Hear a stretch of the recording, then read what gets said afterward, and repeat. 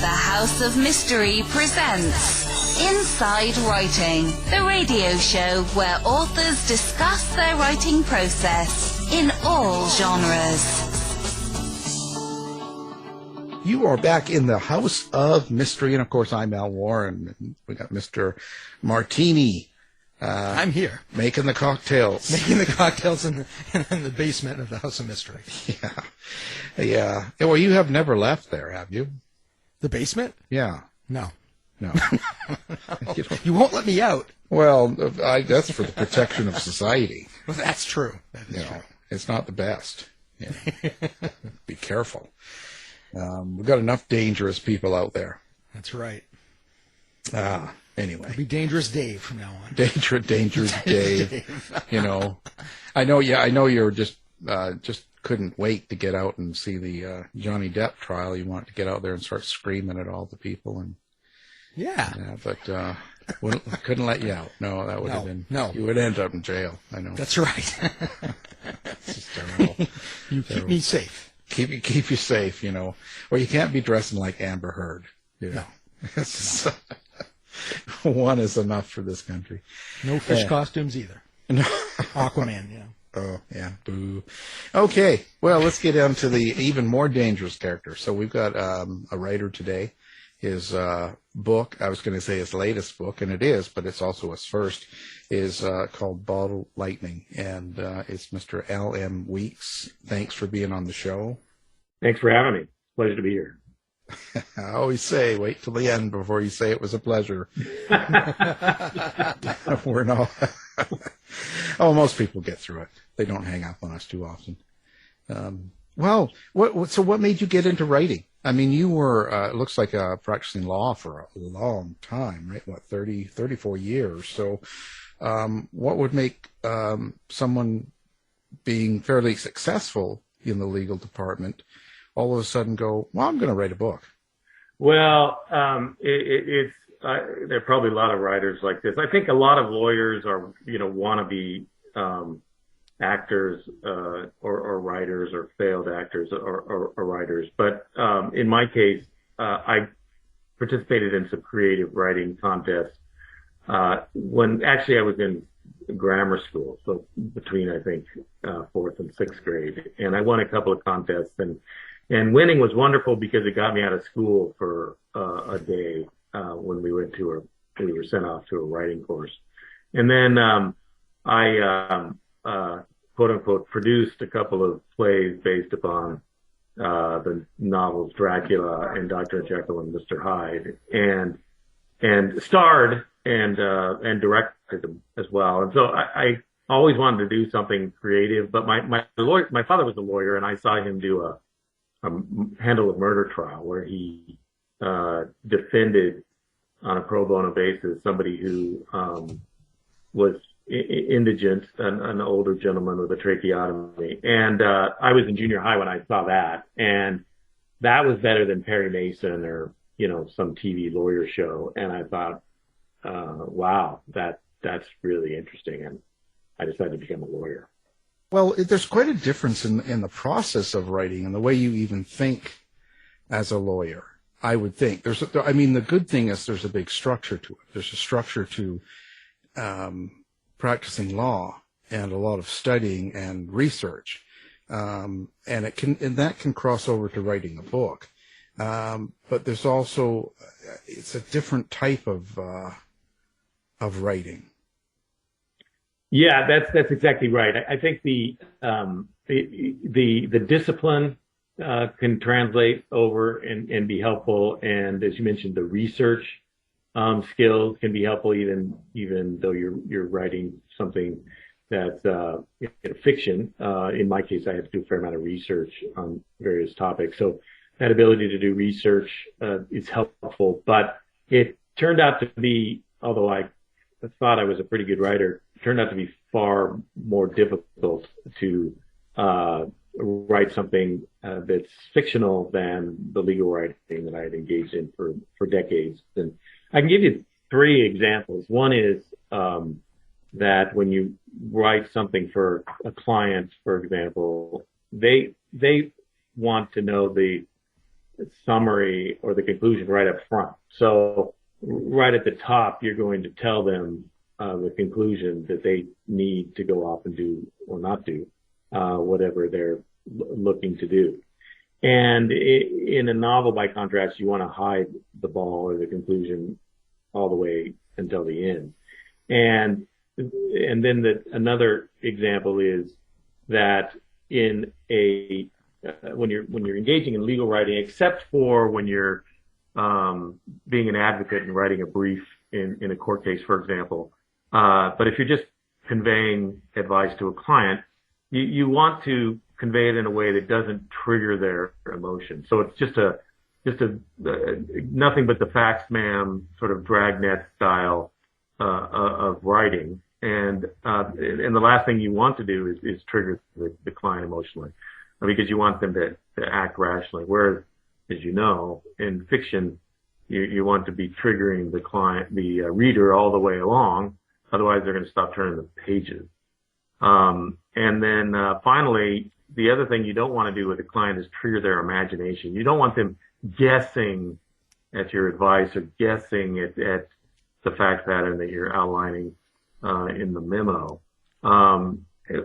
But for readers of fiction, you want to be giving them just enough information to trigger their imagination to paint a picture of the world that as they see it, with enough information to also, continue the story and set up the story for the next scene.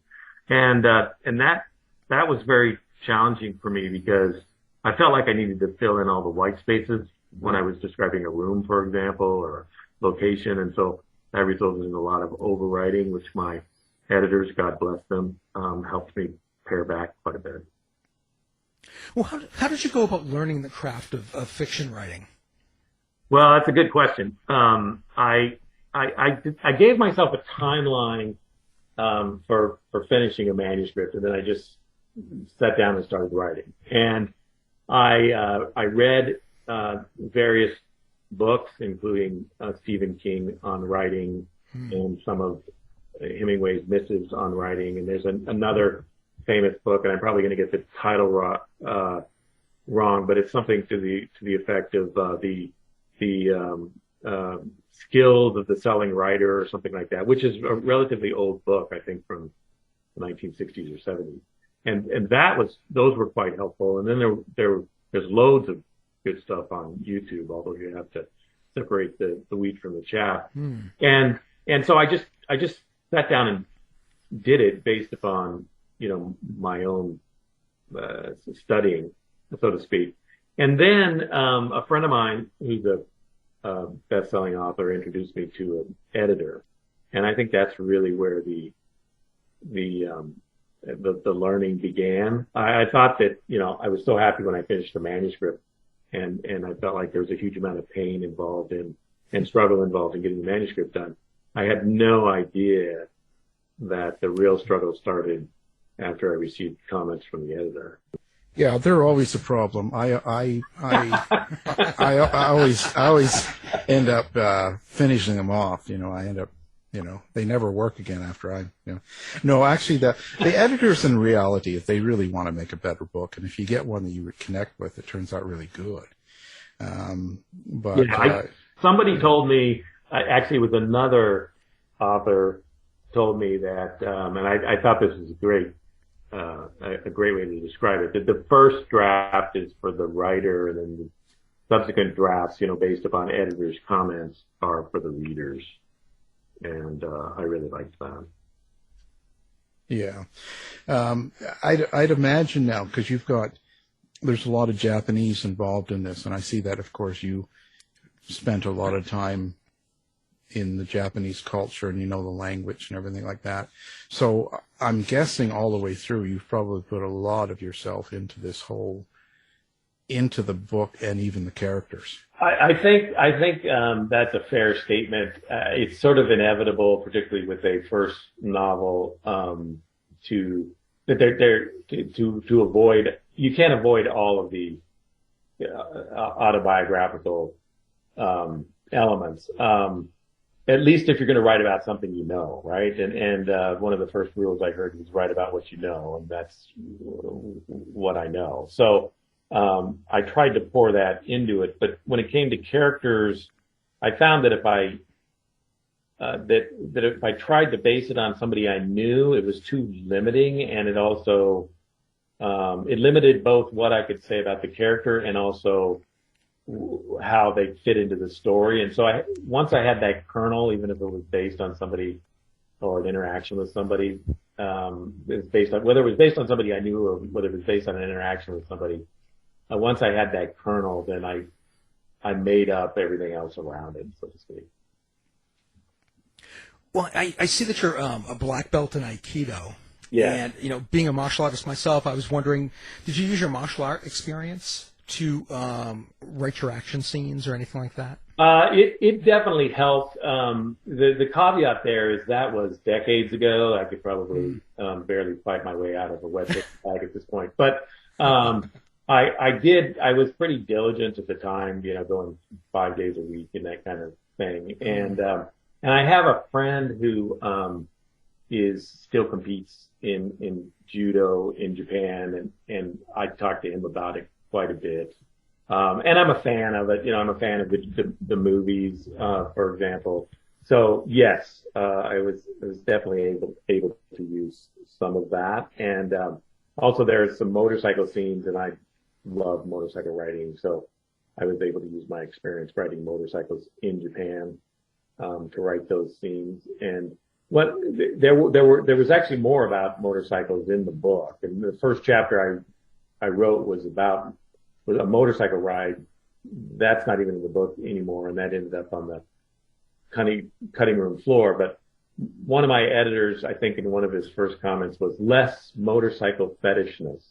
So, and another friend of mine commented, this reads like a motorcycle manual, don't you? So anyway, I had to cut quite a bit of that stuff. Did you have a purpose or a point in your mind when you were writing the book? Like, was there a thought? And I guess the question would be, when you go to sit down and write this book, did you have a question, or did you have a character that you were building this story on? Yeah, that's a good question. As I got older, I kept thinking, I had this idea of a story based on an international lawyer practicing in Tokyo.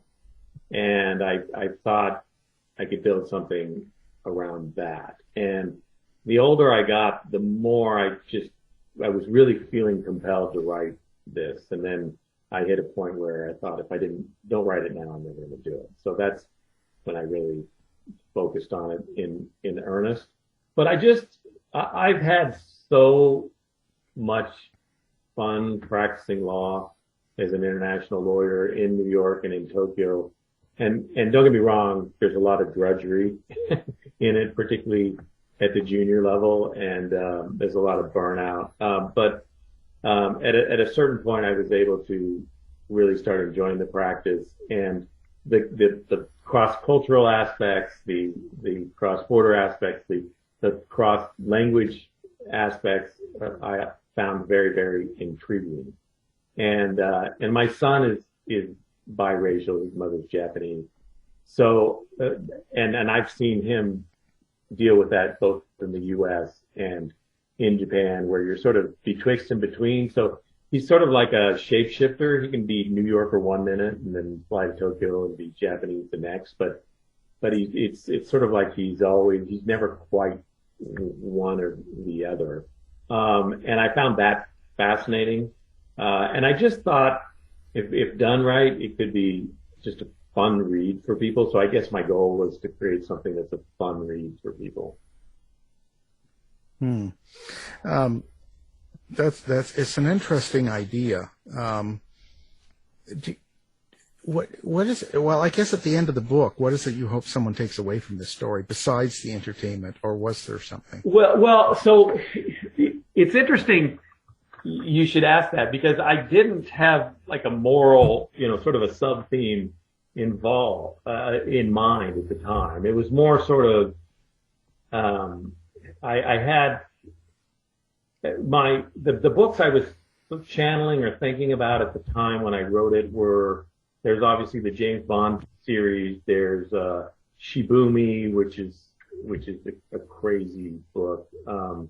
And there's The Girl with the Dragon Tattoo and Red Sparrow and just something that involves international intrigue that's sort of a legal thriller, although it's not a classic legal thriller in the sense that there's no court case, although there is corporate boardroom drama. And so I didn't think about it at the time, but when I got to the end, your characters, there's the climax and then, sort of the wrap up. And I heard somebody say somewhere along the way while I was writing this that your characters don't or shouldn't get what they want, they should get what they deserve. And that really resonated with me because I thought, well, that makes it much more realistic, right?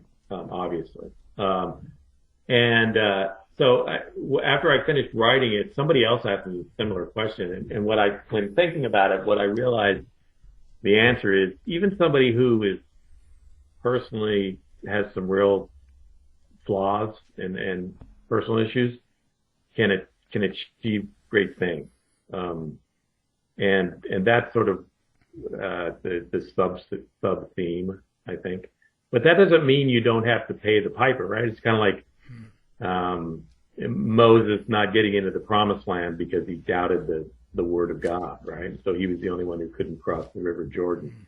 It's sort of like that. Obviously not on that, grand of scale, but it has that feeling to it. Well, I know this is a big question, but you're talking about your son, and it made me think of it. What is maybe the biggest differences between living and practicing law in Japan versus the United States? Well, I think for a non-Japanese person or somebody who's half, in New York, anybody can be a New Yorker. If they're there long enough and if they work hard enough, you can fit in and become a New Yorker and feel like a New Yorker. But in Japan, if you're not Japanese, you're always sort of you're categorized. You're in a certain category, and in Japanese culture, that's always they're excellent, amazing at categorizing people, categorizing everything, and you're always in that category. And there can be good things and bad things about it, but you're always, no matter how good your Japanese it becomes, no matter how culturally adept you become and how sophisticated you become, you're always looking from the outside in. Mm-hmm. Whereas in New York, even though I grew up I was born in Alaska and I grew up in Idaho, and so I'm not really a New Yorker, but after I'd lived in New York for several years, I felt like a New Yorker. I was, Wall Street lawyer, just like anybody who's grown up in Manhattan. But in Japan, you're always a gaijin. You're always a foreigner. Now that's changed quite a bit, and it's got better. But Japan its history is not the same. And I'm not making a judgment here. It is what it is. The U.S. is the country that was built through immigration, right? So we're all children of immigrants, almost all of us. Japan was not built that way, and in fact closed the country to protect itself from colonization around 1600 for almost 260 years. It was completely closed to the outside. Yeah. So there's been very little historically immigration there. And so the difference between Japanese, even the differences the distinctions Japanese make between Japanese and Koreans, Japanese and Chinese are quite clear. Now that's true, I should say, in China and Korea as well. All the countries, it's sort of like Europe in that regard. People have very clear national identity, and those don't meld very much. Well, what do you think? What do you think that people get wrong about Japanese culture in general in America?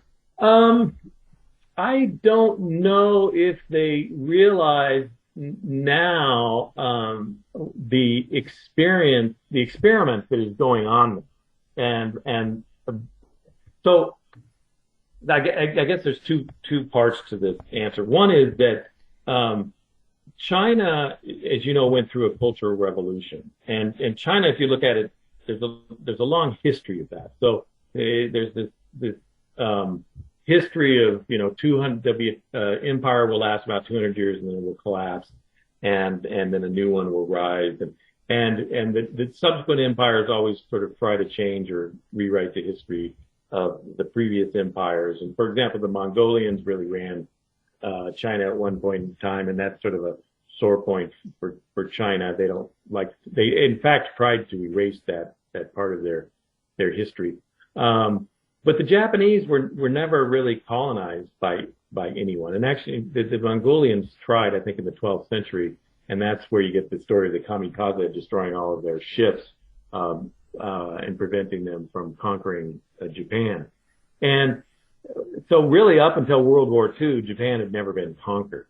And then the Americans came in, but then they basically left. There's some bases there remaining, but they left the emperor in place, and they really didn't, completely change the culture. So the culture has really not changed for 1,000 years, which means it's quite rich and diverse.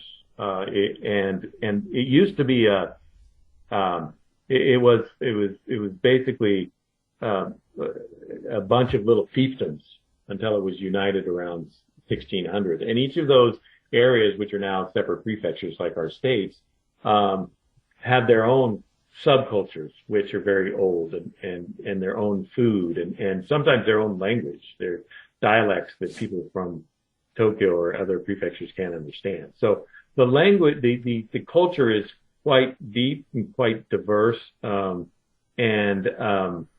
really hasn't been changed that much by modernization.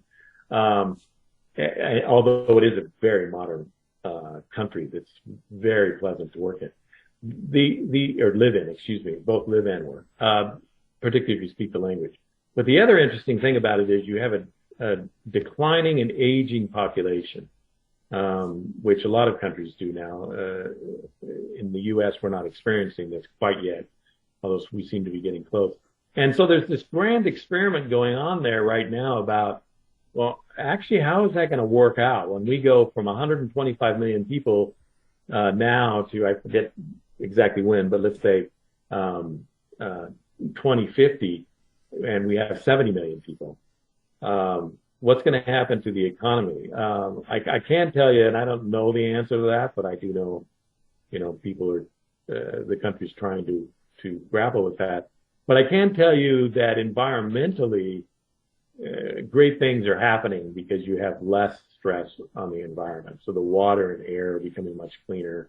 There's more open space. I fish a lot, so I see this firsthand. I fly fish a lot, and there are places in Japan now that you can fly fish in beautiful, clean water that it used to be devoid of fish, 30 years ago because of pollution.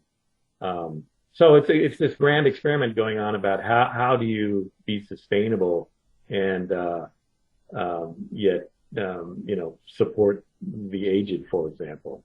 And I don't think there's enough focus perhaps being put on what's going on in Japan right now. So now when we get to your book here, Ball of Lightning,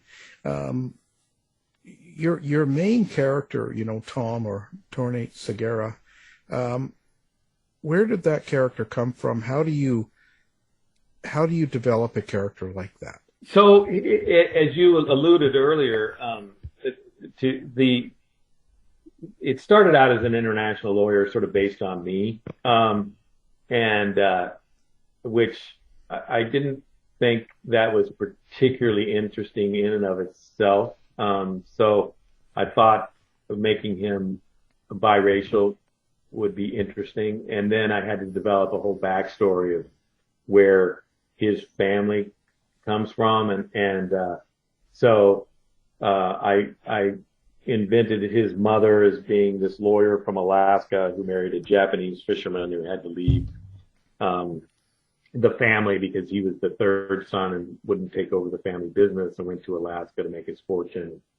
and so on and so forth. And because his mother was an American lawyer, he ended up becoming a lawyer. And so it involved a lot of time actually putting all these pieces together, because it is sort of made up out of whole cloth, so to speak.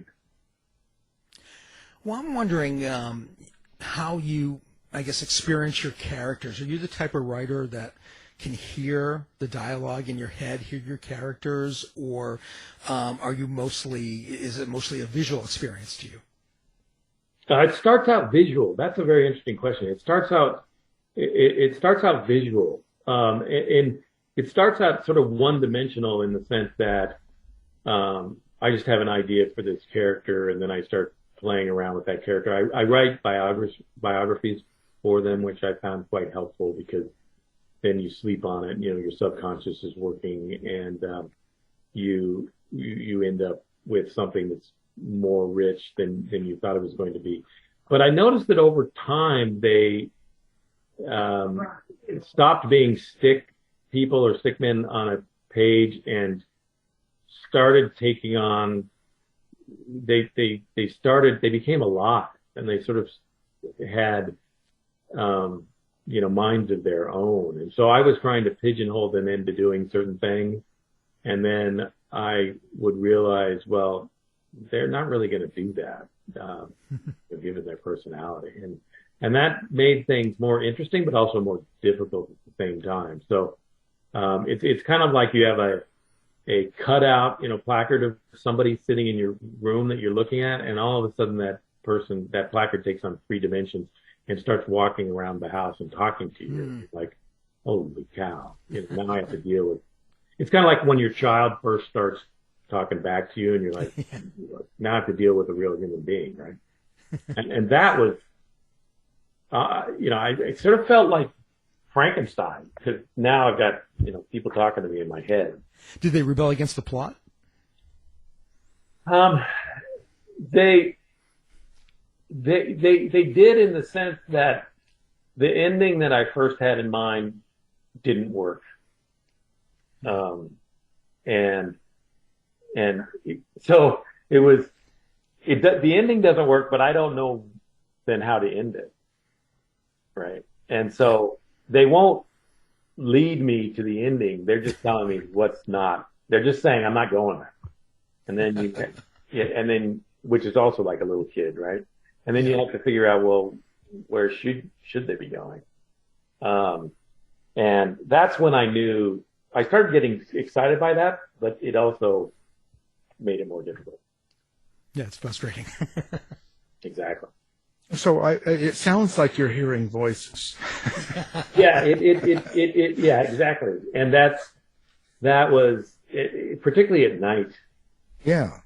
I would wake up with a shovel and muddy shoes or something. Yeah. I mean, yeah, exactly. So Torn was getting more and more.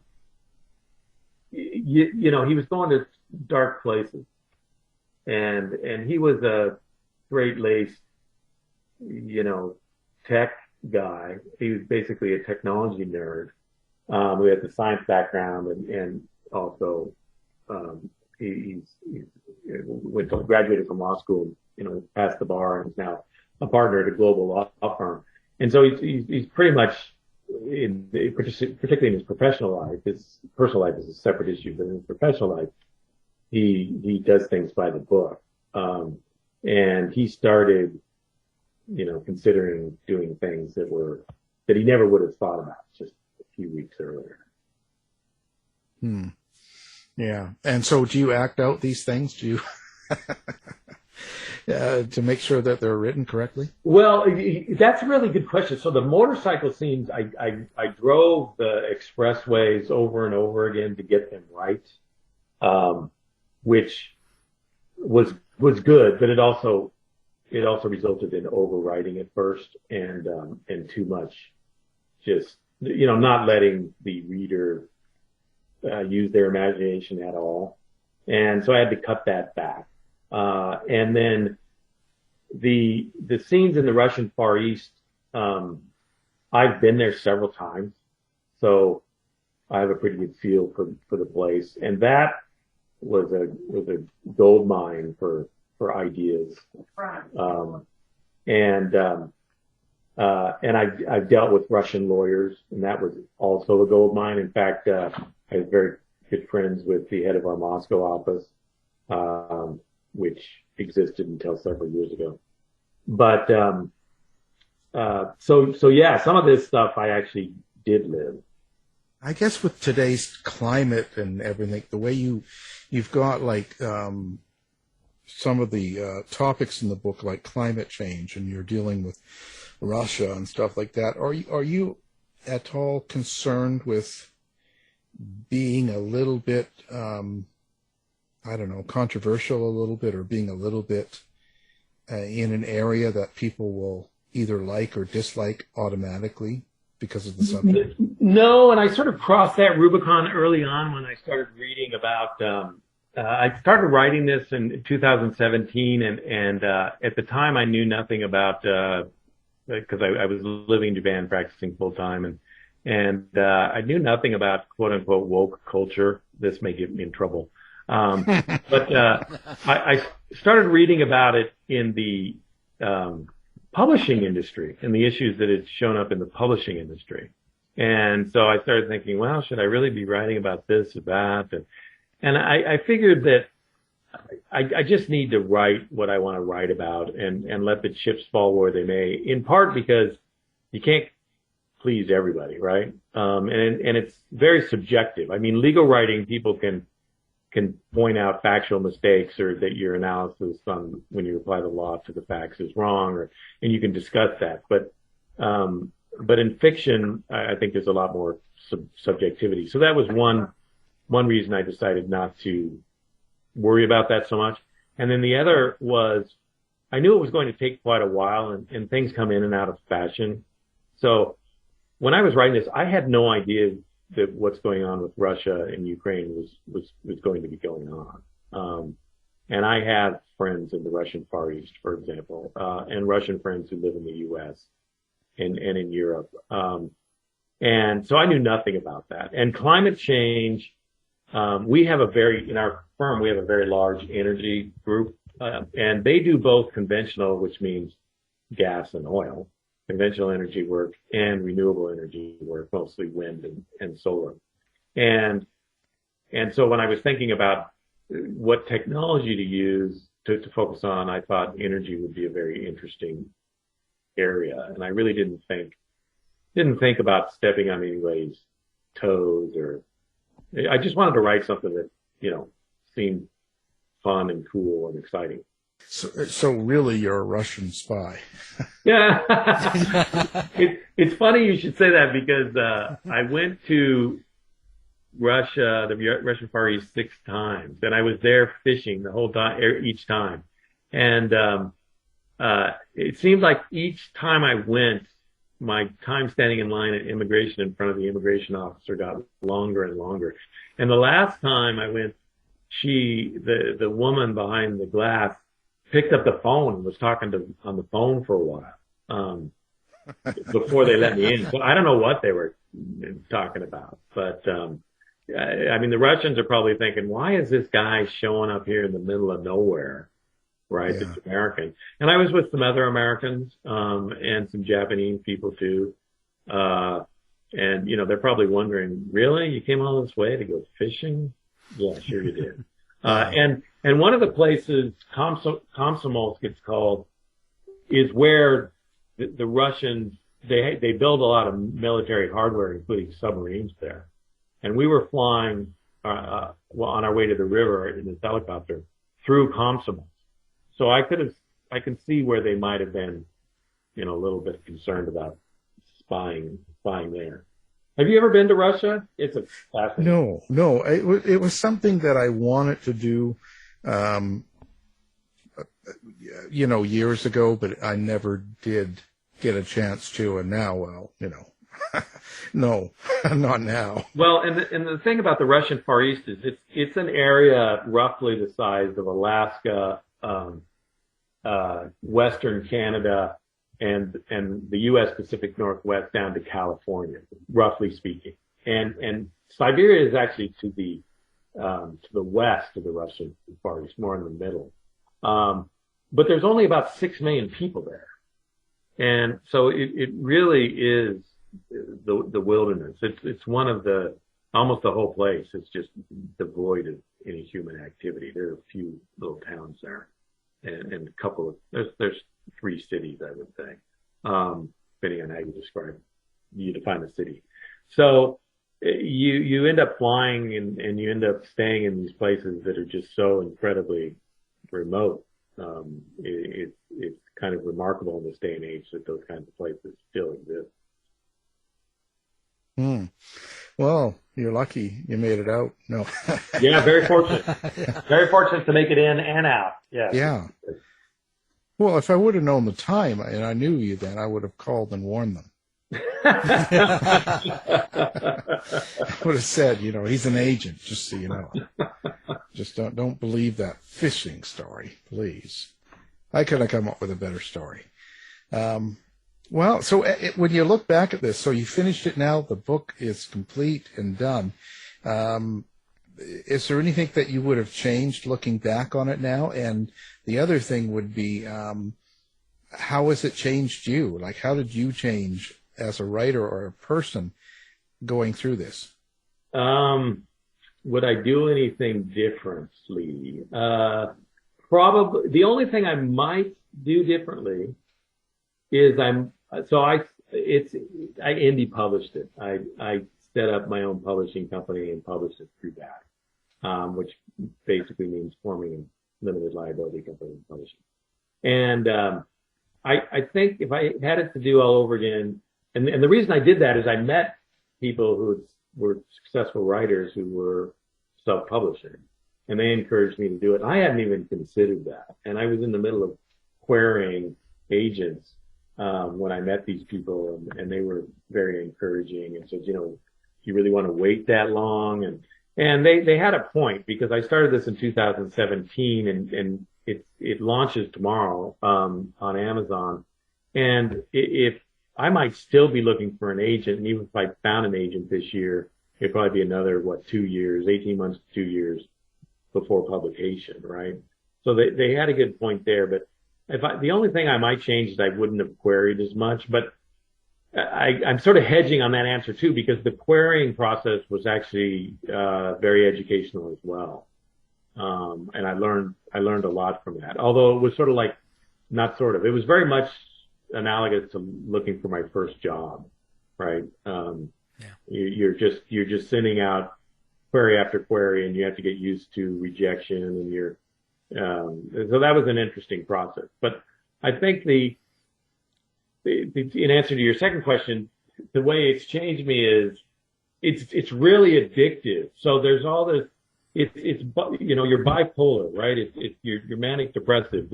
It's these highs and lows, and you think, screw this, I'm not doing this anymore. I'm going to go outside. Well, I don't want to be sitting here, and I don't know what I'm doing, and it sucks, or I suck, or they, the whole thing sucks.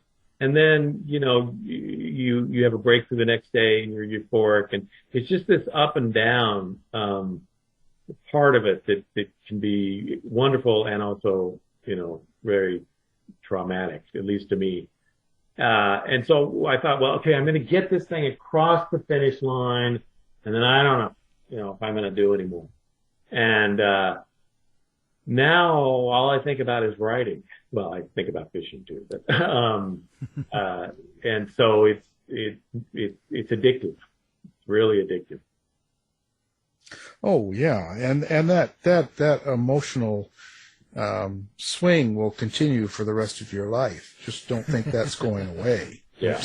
It's up and down like a toilet seat. It never changes. I think one interesting thing that's also different from practicing law is when you're practicing law, you're used to your senior lawyers, opposing counsel, your clients, all criticizing your written work product, both the substance and the writing, right? Just constantly. So partners will, back in the day before everything was electronic, they would walk in with your memo all scrawled up with red pen, right? And literally toss it onto your desk and say, fix this, and walk away, and you would have to sit there, deciphering the hieroglyphs that were their bad handwriting on the memo and revising, right? So, but it was all work, and you were getting paid for it, and it was all very unceremonious. But I've noticed that in the creative world, people give feedback, but most of them are careful about how they couch it, and they don't want you to slit your wrists or stop writing, right? And so you get this critique sandwich, which I found very funny at the beginning, because you get all this is great, this is great, this is great, and then the only important part of the critique is everything that comes after the but, right? Until the other piece of bread on the back end where they say, keep it up, you're doing great. That's very different, also from legal writing. Well, you should be glad you didn't have me as an editor. It wouldn't have been that nice. Are you kidding? Wow. I tell you, you had somebody nice, because I would have been like, are you kidding? What is this? I did have some funny comments. I had one woman editor who said, why do you keep talking about women's breasts? And I was like, I don't know what to tell you. And I did a search, and the word breast only showed up 3 times in an 88,000 word manuscript, right? Is that excessive? So you do have to stand up for yourself, but it's hard to know. At least it was challenging for me to stand up for myself. And then beta readers, of course, that was a whole nother thing. Oh, they're terrible. Yeah. Manage. They're the worst, I'll tell you. Well, they are. Beta readers think they know what they're doing, and they're just, get out of here. I'm not a beta fan. I just think it's terrible. But, they don't love me, so I don't love them. Actually, the editors, but the fight with the editor is kind of the good thing. So you can't hold back. You got to find an editor that you can kind of go back at.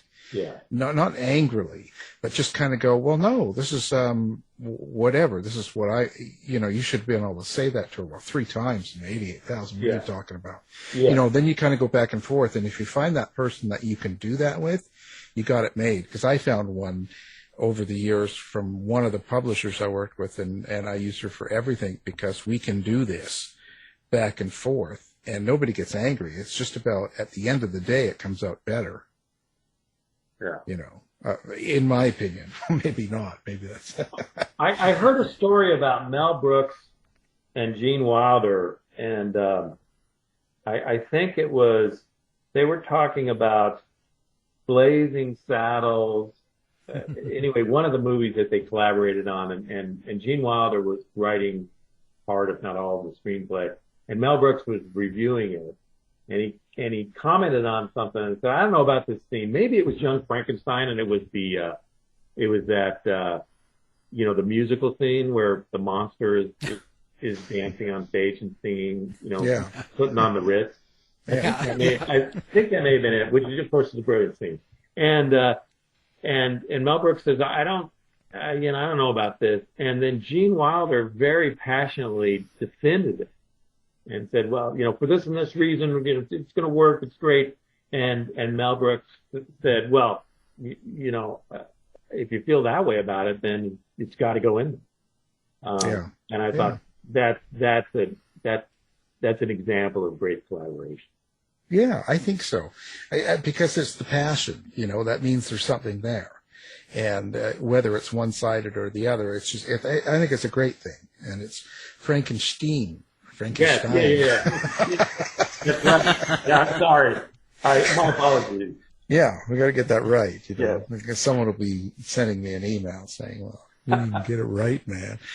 Do you like social media? Or are you kind of in this modern world, and so you have a website set up and you have social media set up, and where can people find you? Yes. I set it up. I was not in it until beginning of 2020.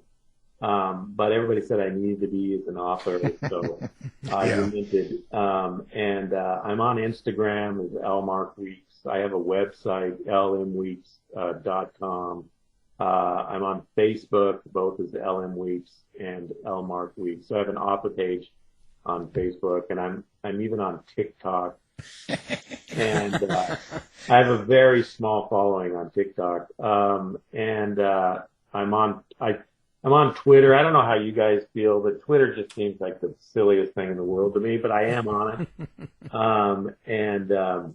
I stay away from all of the political discussion. It's really funny. Social media is so funny to me because you got Instagram, which I think is relatively, a lot of my photos or videos are fishing related. That's how I got a following until recently, with the book launch. And Instagram, you get into a community and people post videos and photos and they're pretty supportive and nice. You rarely get a negative comment. And people are a little younger, but not as young as the TikTok crowd. And then the Facebook crowd is funny. It's like, just a bunch of middle-aged curmudgeons trying to, tell each other how much smarter they are than whoever they're, talking to online. And then Twitter just seems total drivel to me, but that's just mine. Well, that's sort of it's true. I mean, I think for the most part, most of them I just use for just posting, the show, who's on tonight, and who's coming up, and maybe a book post, and then I put really, really as offensive a joke as I can each day to see how many more I can lose, because it's like there's like 6,300 or something on the one Facebook page, and I'm like, well, let's see if I can make someone upset. And you know what happens? I get 10 more.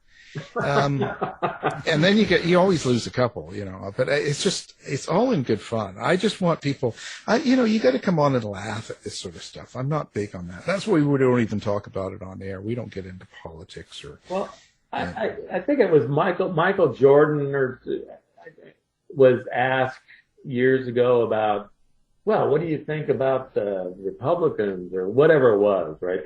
What do you think about their position on this? And he said, I don't know, but they buy my shoes. and